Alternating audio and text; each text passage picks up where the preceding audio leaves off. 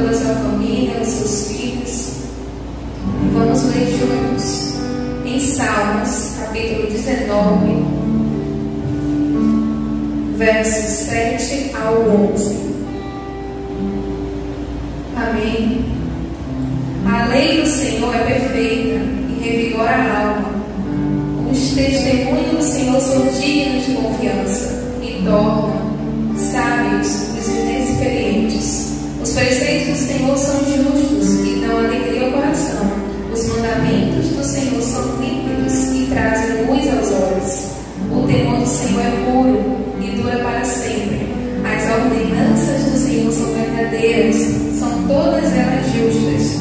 São mais desejáveis do que o ouro, do que muito ouro puro. São mais doces do que o mel, são do que as gotas do favo. Por elas o teu servo é advertido, a grande recompensa em obedeceres.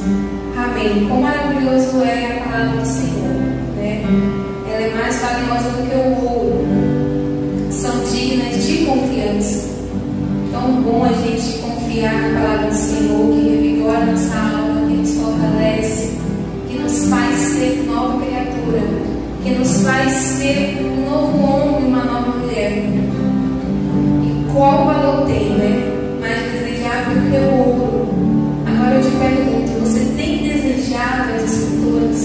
Você tem desejado essa lei do Senhor? Você tem meditado nela dia e de noite? Ela é pura para você? Que venhamos deleitar na palavra do Senhor, que venhamos repousar nessa lei que é maravilhosa, como o salmista diz, que ela é perfeita, ela revigora a nossa alma, que nós somos sábios, né? Quando a gente lê ela dá alegria ao nosso coração e ela traz luz aos nossos olhos. Somente a palavra consegue iluminar o nosso caminho, consegue iluminar os nossos olhos para que a gente não venha cair nas trevas, para que a gente não venha cair na escuridão da Babilônia.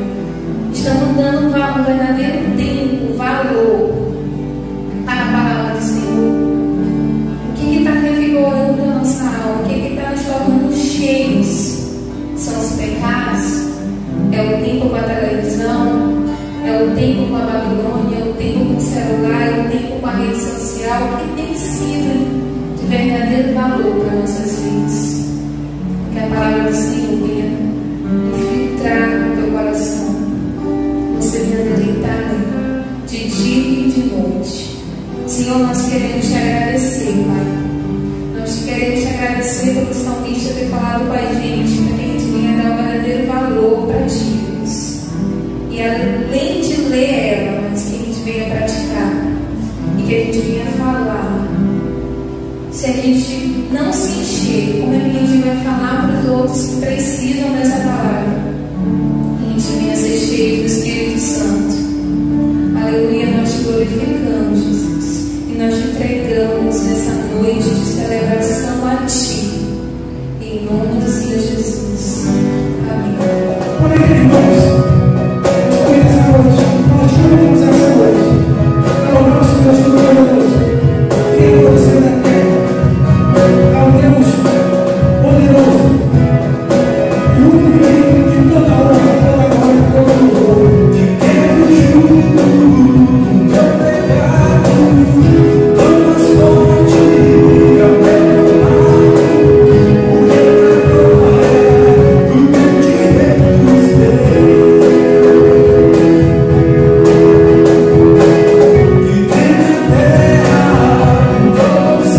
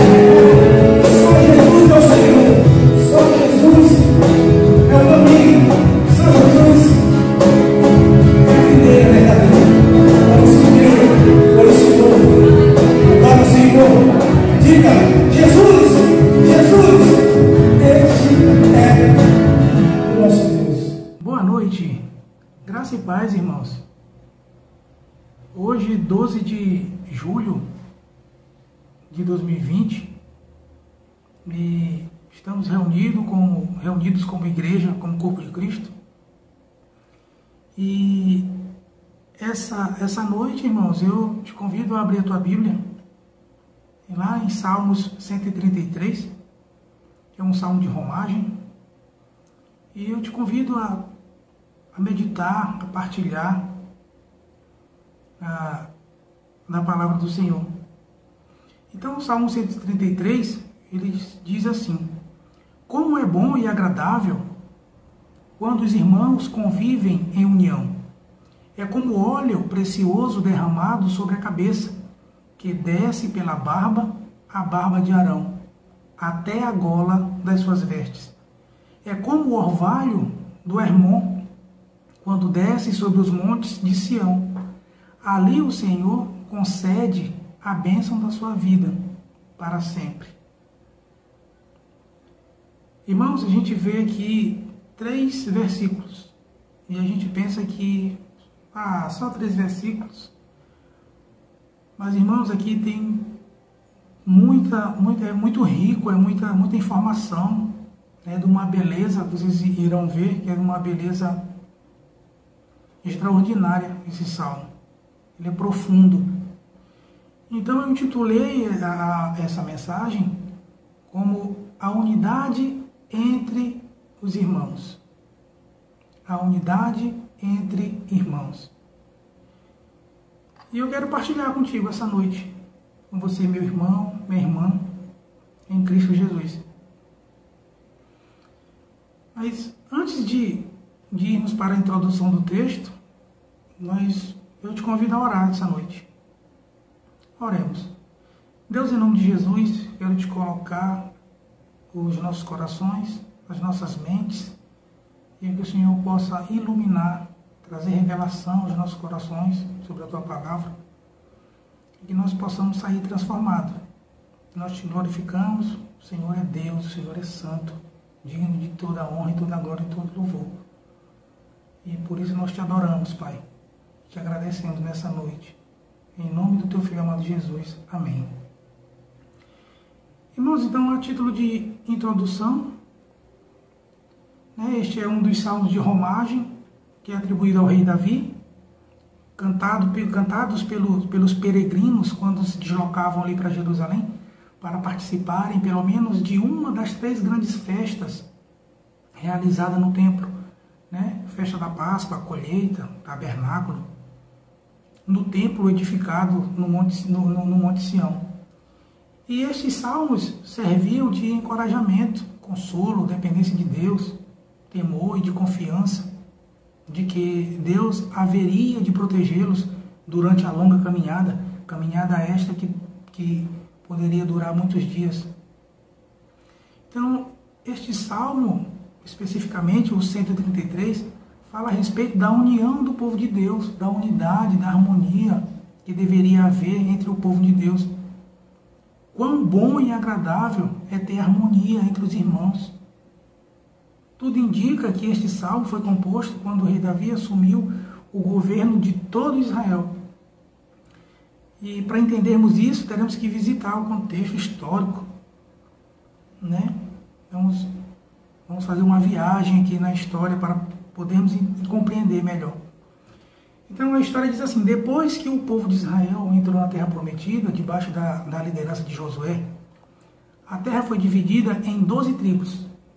E essas 12 tribos tinham juízes que governavam sobre uma parte de Israel, outro juiz governava por outra parte, e havia muita confusão, muita contenda, muita controvérsia. E então nesse tempo apareceram juízes como Sansão, Jefté e finalmente o próprio Samuel, que também era profeta. E a regra que havia naquela época era que cada um fazia o que bem achava diante dos seus olhos. Então não tinha um local certo de adoração, né, para adorar a Deus. As tribos tinham os seus próprios santuários mais ao norte, santuários mais ao sul. A confusão era generalizada. E finalmente os israelitas cansaram e disseram: nós queremos um rei. e Deus lhes deu o rei Saul. Saul foi o primeiro dos reis de Israel. E debaixo de Saul, as tribos vieram juntas. Só que Saul não foi um bom rei. E conflitos internos começaram a acontecer.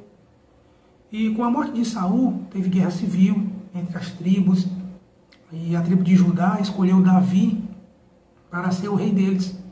As outras 11 tribos não aceitaram Davi e elegeram Isbosete, que era descendente de Saul. E aí começou a briga na nação de Israel. O reino de Davi lutando contra as 11 tribos comandadas por Isbosete. Depois de um conflito sangrento, que durou muitos anos, aí finalmente a tribo de Judá venceu. E Davi então coroado o rei de todo Israel. A guerra então cessa e a paz é estabelecida. E Jerusalém é denominada como sendo lugar onde as pessoas iriam adorar. E não era mais possível ter outro local, outro templo, um outro local de adoração. Era só lá em Jerusalém. E o povo então se vê debaixo do domínio do rei Davi, que foi um grande rei. Durante seu período, quando as 12 tribos estavam unificadas debaixo da sua liderança, a nação de Israel prosperou em todos os sentidos. Aumentou o território, conquistou inimigos, teve prosperidade financeira, teve prosperidade espiritual. O culto a Deus se estabeleceu. Davi fez mudanças no templo, criou o sistema de levitas, sistema de corais, e passou o reino para o seu filho Salomão, já unificado. Então, essa é a ocasião em que esse salmo foi escrito, para comemorar aquela unidade que finalmente havia chegado à nação de Israel. Então, irmãos, esse aí foi o tempo. Esse foi um pouquinho da história para nós compreendermos aí o texto. Este é o contexto do texto. E agora vamos à exposição dos salmos. Vamos ver que lições e aplicações ele traz para nós hoje. Então, no verso 1, Davi expressa sua alegria com a unidade do povo de Deus. Ele diz: como é bom e agradável quando os irmãos convivem em união. Os irmãos aqui são os irmãos judeus de todas as tribos que estavam agora unificados ali. Eu quero chamar a atenção de vocês, irmãos, para 3 pontos importantes dentro dessa união. A primeira é uma união política. Eles tinham um rei agora, e não mais juízes espalhados, e que cada um fazia o que bem entendia e que tinham vontade de fazer. Mas agora eles têm um único rei, que dava identidade e unidade à nação. O segundo ponto é que é uma de união. O segundo ponto dessa união é uma união de paz. Pelo fato de que não havia mais guerra, eles podiam viver em paz. Um israelita da tribo de Manassés podia conviver em paz com o israelita da tribo de Zebulon. Um da tribo de Gade podia viver em paz com um da tribo de Benjamim. Eles podiam viajar no território um dos outros, sem problema algum. Era um momento de muita alegria e prosperidade. É nisso que Davi se refere. E o terceiro ponto dessa união é a união espiritual. Agora, de forma especial, da qual o salmista se refere, é que havia união espiritual entre as 12 tribos. Eles estavam unidos como o povo único de Deus, para adorar o mesmo Deus, e não mais deuses como Baal, Astarotes, os Balins e aqueles outros deuses pagãos que eram muito comuns a serem adorados ali no tempo dos juízes. Mas agora Deus, e somente Deus, era o Deus de Israel. E seu culto era celebrado em Jerusalém, onde estava o tabernáculo, a arca da aliança, a lei, os sacrifícios e os sacerdotes. E por isso Davi expressa tamanha alegria. Como é bom e agradável viverem unidos os irmãos. Que coisa boa quando a paz, tranquilidade quando há prosperidade, alegria, essa convivência pacífica que havia debaixo do rei Davi, e pela providência divina, que alegria. É isso que Davi diz. Como é bom e agradável. Esse é o sentimento. Notem que no verso 2, o rei Davi faz duas comparações para explicar essa união e dizer por que ela é boa e agradável. Então notem aí no verso 2, acompanhem comigo, por gentileza. É como óleo precioso, essa união, é como óleo precioso derramado sobre a cabeça, que desce pela barba, a barba de Arão, até a gola de suas vestes. Vamos falar um pouquinho desse óleo para a gente compreender. Esse óleo, ele era confeccionado a partir de uma receita que Deus tinha dado a Moisés, para ser usado somente na unção dos sacerdotes, quando este era recolhido para ministrar, aliás, escolhido, desculpe. Quando o sacerdote era escolhido para ministrar diante de Deus, ou pelos juízes, ou pelos profetas, ou pelo próprio rei, numa cerimônia pública. Ali o sacerdote era ungido com aquele óleo. E detalhe, ninguém mais podia fazer esse óleo, a não ser os sacerdotes. E a composição desse óleo era azeite, um azeite mais fino de oliva, e 4 especiarias extremamente caras e raras. O resultado era um óleo especial, muito cheiroso, perfumado. Quando ele era derramado, o cheiro se alastrava por todo o tabernáculo e todo mundo poderia sentir aquele cheiro daquele óleo. E aquele óleo era derramado em abundância. E notem que ele era derramado na cabeça, escorria pela barba de Arão e descia pelo corpo, molhando suas vestes e chegava até a gola. Era derramado em abundância, irmãos. Uma coisa que nos chama a atenção é quando a gente lê aqui gola, a gente pensa que é a gola, né? A gola da camisa. Mas não, irmãos. É a orla da túnica, nos pés, para você ver a quantidade de óleo que era derramado. Então, essa comparação que Davi faz, referente à união e o óleo precioso, de fato, irmãos, a união entre o povo de Deus é preciosa, rara, cara, e muitas das vezes ela não é comum. Então é por isso que ela precisa ser valorizada, buscada, como aquele óleo precioso. Outro ponto que podemos observar é que, além de precioso e cheiroso e raro, é que ele era derramado na cabeça do sacerdote e descia pelo corpo todo e cobria o sacerdote. Isso traz a ideia de unidade, de união. E assim era o povo de Deus, unido como aquele óleo que passava pelo corpo inteiro do sacerdote, que era representante de Deus e do povo.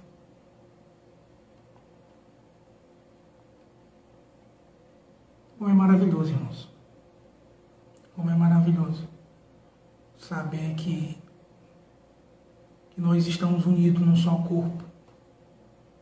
Quando a gente se junta para orar, quando a gente se junta até mesmo para tomar um café, quando tem esse relacionamento, é maravilhoso. Então, irmãos, eu convido a você, a partir de hoje, a valorizar essa comunhão com o teu irmão. A partir de hoje, irmãos, que a gente possa valorizar como um óleo precioso. É que faz a comparação, o rei Davi. Essa união, essa comunhão com nossos irmãos em Cristo Jesus. Mas o rei Davi faz uma segunda comparação no verso 13, irmãos. Referente a essa união. Ele compara a união agora como o orvalho do Hermon, quando desce sobre os montes de Sião. Para entendermos o que é o Hermon nada mais é do que um monte mais alto no norte de Jerusalém. E o pico dele permanece coberto de neve a maior parte do ano. E ele fica onde é hoje a Síria. Essa é a localização dele. E ele pode ser visto, irmãos, a quilômetros de distância. E um fato importante, curioso, é que no seu pé, ali no pé do Monte Hermon, ele é alagado. E aquela água, ela evapora e forma um orvalho, né? Ela sobe e forma um orvalho e ela cai sobre o Hermon. Esse orvalho cai sobre o Hermon. Só que agora temos um problema aí, irmãos. Porque Davi fala que esse orvalho desce sobre os montes de Sião. Sendo que esse orvalho ele começa lá no Hermon. E se tratando ainda de geografia, o Hermon está a quilômetros de distância do Sião. O Hermon está no norte e o Sião está no sul. E a gente pergunta, como assim o orvalho de Hermon cai nos montes de Sião? A ideia aqui é que o mesmo orvalho que cai sobre o Hermon, lá no norte, ele é trazido pelo vento e caía sobre os montes de Sião, unindo as duas montanhas, o mesmo orvalho e duas montanhas distantes e diferentes. Mais uma vez, irmãos, a gente vê aqui a ideia de unidade. Não importa a distância, irmãos. Não importa a distância. Então, essas duas figuras que Davi usa para falar da união do povo de Deus é como o óleo que corre pelo sacerdote e é como o orvalho que fecunda dois montes distantes. Essa é a união, irmãos. A ideia é exatamente essa, de unidade. Os judeus entendiam isso perfeitamente, irmão.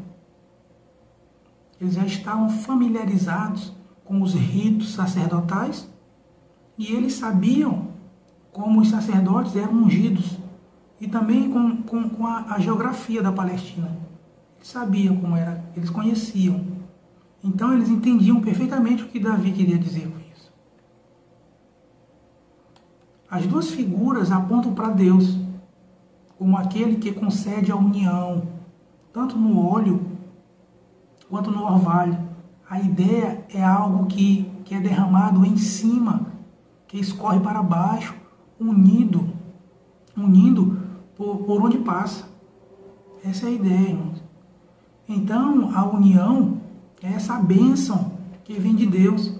É algo que vem de cima e escorre sobre nós. E nos une debaixo de um cabeça, que é Jesus Cristo. Eu vou repetir, irmãos. Essa união é essa bênção que vem de Deus. É algo que vem de cima, escorre sobre nós e nos une debaixo de um cabeça. Esse cabeça é Jesus Cristo. Essas duas figuras que Davi usa são muito sábias.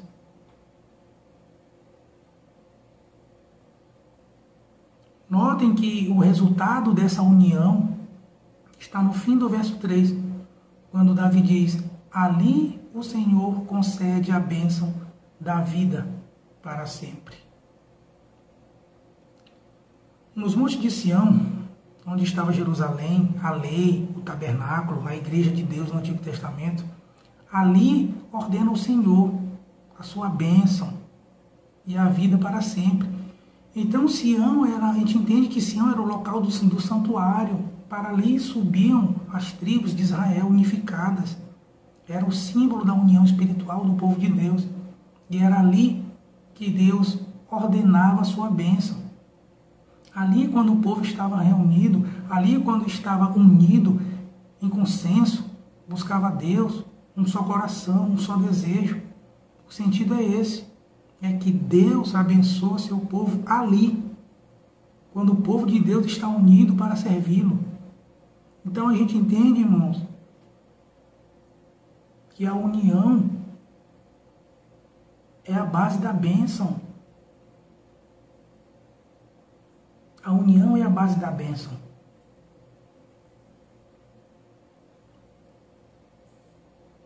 Então, se não há união, se não há comunhão,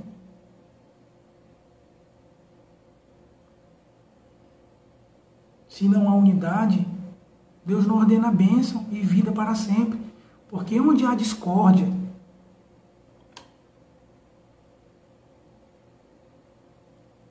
descontentamento, divisão, inimizade, intrigas, o Espírito de Deus é entristecido.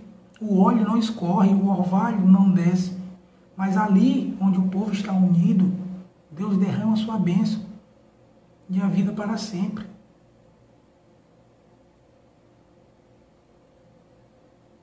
E preparando essa mensagem, irmãos, eu me lembrei várias vezes quando nós estamos unidos em oração, nas sextas-feiras, quando a gente está junto, às vezes tomando um café, partilhando da palavra, no estudo bíblico, pela manhã cedo, quando a gente vai na casa do irmão. Então, queridos, que o ali seja aqui, que Deus derrame sobre nós o óleo precioso e o orvalho do Hermon, a sua bênção e vida sobre o povo de Deus, unidos debaixo de um só cabeça, que é Jesus Cristo. Agora, o que nós iremos ver, o que esse salmo significa para nós hoje?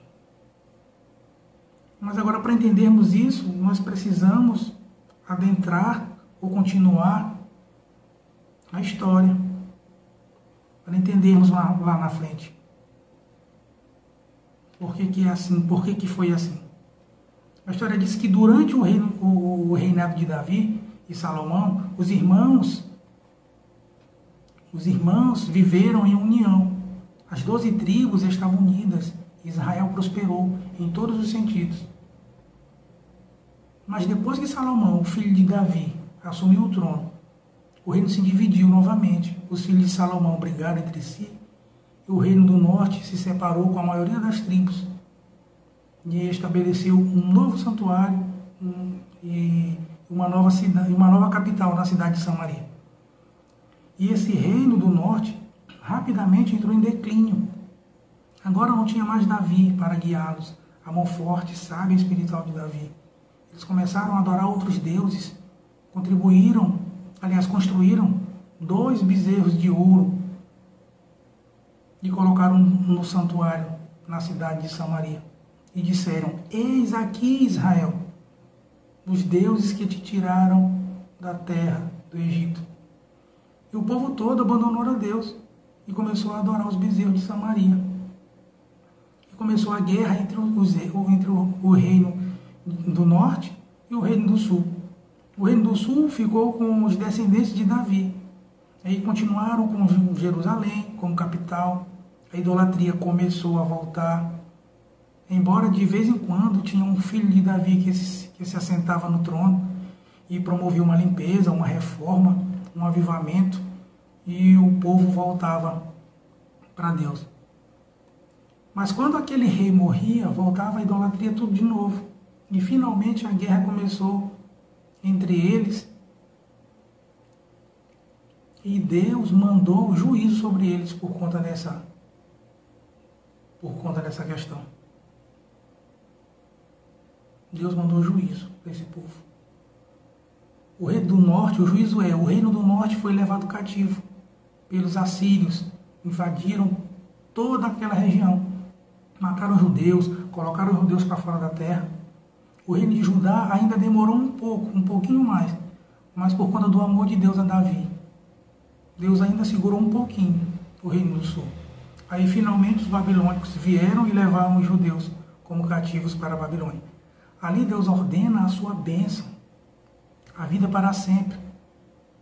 Mas não havendo mais união, não havendo mais unidade, vem guerra, perda, tristeza e morte, como a história de Israel nos ensina. E é essa época, irmãos, que os profetas, como Isaías, Jeremias, Ezequiel, Oséias, eles começaram a falar do reino do Messias, que o Messias haveria de vir para a nação de Israel, que ele haveria de unificar outra vez as 12 tribos, que outra vez o reino do norte e o reino do sul seriam um reino só, que esse Messias seria um dos descendentes de Davi, que se assentaria no trono de Davi. Os profetas todos começaram a falar da esperança messiânica, que era a vinda do filho de Davi, e que ia de reunir, de puxar, trazer os judeus de todas as partes onde eles estavam, debaixo do mesmo rei, que é o Senhor Jesus. Era disso que os profetas estavam falando. Era de Jesus que os profetas estavam falando. Irmãos, o filho de Davi já veio, irmãos. É Jesus Cristo. Filho de Abraão, filho das promessas, filho de Deus. Ele morreu na cruz pelo seu povo, por aqueles que são seus. Ressuscitou ao terceiro dia, subiu aos céus. E ele se assentou no trono de Davi, à direita de Deus. O trono do universo. Ele reina.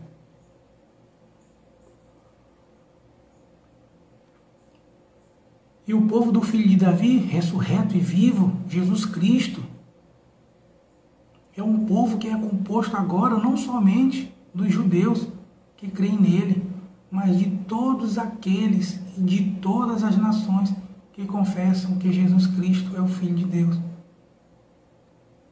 o Senhor e Salvador.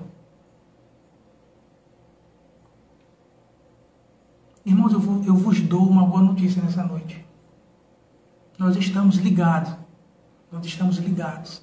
a esse Jesus Cristo, pelo Espírito Santo, e portanto ligados entre nós pelo Espírito. Em Cristo, Deus cumpriu essa promessa. Deus tem um povo que está unido entre si, unido no Filho de Davi, um povo único, que adora o único Deus, Criador dos céus e da terra.